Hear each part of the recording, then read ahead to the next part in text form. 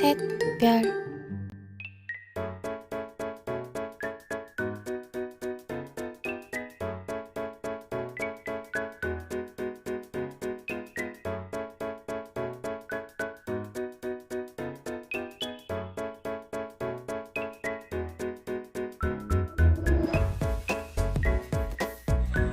Satu, pengertian model komunikasi. Model komunikasi adalah sebuah model konseptual yang menjelaskan proses komunikasi manusia dan memperlihatkan proses komunikasi manusia dengan menggunakan simbol-simbol. Model komunikasi membentuk perspektif dengan menguraikan komunikasi yang begitu kompleks menjadi lebih sederhana tanpa menghilangkan komponen-komponen yang ada di dalamnya. Nah, kami akan membahas salah satu model komunikasi, yaitu model komunikasi Scrum. Model komunikasi Scrum diciptakan oleh Wilbur Scrum pada tahun 1954, yang merupakan model komunikasi antar dua individu atau dua arah dengan berdasarkan pengalaman dua individu yang mencoba berkomunikasi. Dan model Scrum ini merupakan model komunikasi yang paling sederhana atau paling simpel. Ada 3 unsur komunikasi menurut Scrum. Yang pertama, source atau sumber dapat berbentuk individu seperti berbicara, menulis, menggambar, ataupun suatu organisasi komunikasi seperti stasiun TV atau studio film, surat kabar, dan penerbit. Yang kedua, pesan atau message dapat berbentuk tinta di atas kertas, gelombang di udara, impuls arus listrik. Yang ketiga, destination atau sasaran dapat berbentuk individu seperti seseorang yang mendengarkan, membaca, menonton, atau kelompok seperti kelompok diskusi atau khalayak pendengar ceramah. Komponen-komponen model komunikasi Scrum. Dalam model komunikasi Scrum terdapat beberapa komponen-komponen yang diantaranya yang pertama, pengirim pesan atau orang yang mengirim pesan. Yang kedua, encoder adalah orang yang mengirim pesan dan mengkonversikannya ke dalam bentuk kode-kode. Yang ketiga, decoder adalah orang yang menerima pesan yang telah diencoder yang dikirimkan oleh encoder dan mengkonversikannya ke dalam bahasa yang dapat dipahami oleh penerima pesan. Yang keempat, interpreter adalah orang yang memahami dan menganalisa isi pesan. Yang kelima, penerima pesan adalah orang yang menerima pesan. Yang keenam, pesan adalah informasi atau data yang diterima dari pengirim pesan. Yang ketujuh, umpan balik adalah proses merespon atau menanggapi dari isi pesan. Yang kedelapan, media adalah saluran atau sarana yang digunakan dalam mengirim pesan. Yang kesembilan, gangguan adalah interferensi atau interupsi yang terjadi pada saat komunikasi berlangsung. Jenis model komunikasi Scrum. Model pertama, model ini merupakan pengembangan dari model Shannon-Weaver.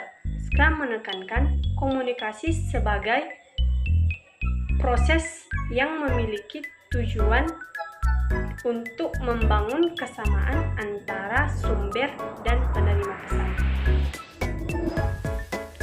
Pada model kedua, Scrum memperkenalkan konsep baru komunikasi, yaitu field experience. Field experience ini merujuk pada latar belakang dan pengalaman seperti kesamaan bahasa dan kultur antara pengirim dan penerima pesan.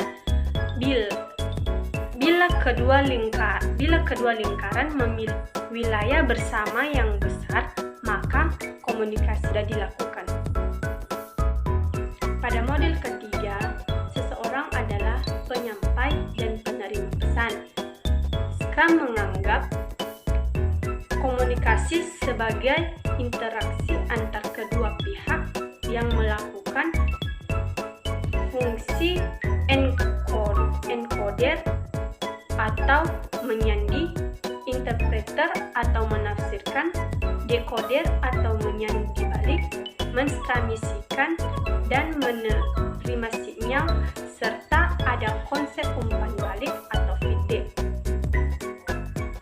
Nah, pada jenis model Scrum terdapat hubungan antara model kedua dan ketiga, yang dimana satu umpan balik dapat terjadi bila sasaran dan sumber memiliki pengalaman yang sama dengan apa yang sedang dikomunikasikan.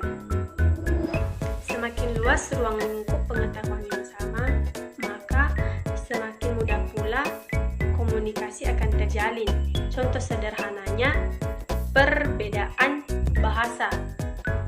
Orang Indonesia yang berkomunikasi dengan Australia tidak akan mendapat feedback yang akan diharapkan. Mengapa? Karena orang yang berbahasa Indonesia akan sulit memahami saat berkomunikasi dengan orang yang berbahasa Australia. Mengapa? Karena terjadi perbedaan bahasa di antara keduanya yang sangat signifikan. Scrum menekankan bahwa encoding dan decoding merupakan dua bagian terpenting dalam proses komunikasi. Berikut cara kerja model komunikasi Scrum. Yang pertama, encoding mengasumsikan sebuah bagian kritis dalam memulai prosedur koresponden dengan mengkonversi informasi data. Encoding dilakukan oleh pengirim pesan atau transmitter dan mengirimkannya kepada penerima pesan. Kedua, ketika data menjangkau penerima pesan kemudian melakukan decoding dan menafsirkan data yang disebut pesan dan disalurkan melalui media komunikasi. Nah, baik, saya akan membahas mengenai manfaat, kelebihan, dan kekurangan model komunikasi Scrum. Manfaat mempelajari model komunikasi Scrum. Yang pertama, kita memahami berbagai macam model komunikasi Scrum. Yang kedua, kita memahami berbagai komponen dalam model komunikasi Scrum dan konteks yang menyertainya. Yang ketiga, kita memahami kelebihan dan kekurangan model komunikasi Scrum. Baik, adapun kelebihan dan kekurangan model komunikasi Scrum. Yang pertama itu kelebihannya, komunikasi sirkular memberikan kesempatan bagi kedua belah pihak untuk memberikan pendapat mereka. Yang kedua, model komunikasi Scrum bersifat dinamis dan selalu berubah sehingga sangat membantu dalam berbagai praktek komunikasi secara umum. Yang ketiga, pengiriman pesan dan penerima pesan saling bertukar pesan dalam tingkatan yang sama aktifnya. Dan yang keempat, gangguan semantik merupakan konsep yang membantu pemahaman berbagai permasalahan yang dapat terjadi selama penafsiran pesan. Yang kelima, umpan balik memberikan kemudahan untuk mengetahui apakah pesan ditafsirkan oleh penerima pesan sesuai dengan tujuan atau tidak. Nah, baik, adapun kekurangan model komunikasi Scrum. Yang pertama, model komunikasi Scrum tidak dapat digunakan dalam berbagai tingkatan komunikasi dan proses komunikasi yang kompleks. Yang kedua itu ada pesan yang dikirimkan dan diterima mungkin saja bisa ditafsirkan secara berbeda. Yang ketiga itu hanya ada dua sumber yang berkomunikasi. Berbagai sumber membuat proses menjadi lebih kompleks dan model tidak dapat diimplementasikan. Baik, kesimpulan dari model komunikasi Scrum di mana merupakan salah satu model komunikasi dua tahap. Dan menurut Wilbur Scrum, komunikasi senantiasa membutuhkan setidaknya 3 unsur. Yang pertama itu ada sumber, yang kedua ada pesan, yang ketiga ada sasaran.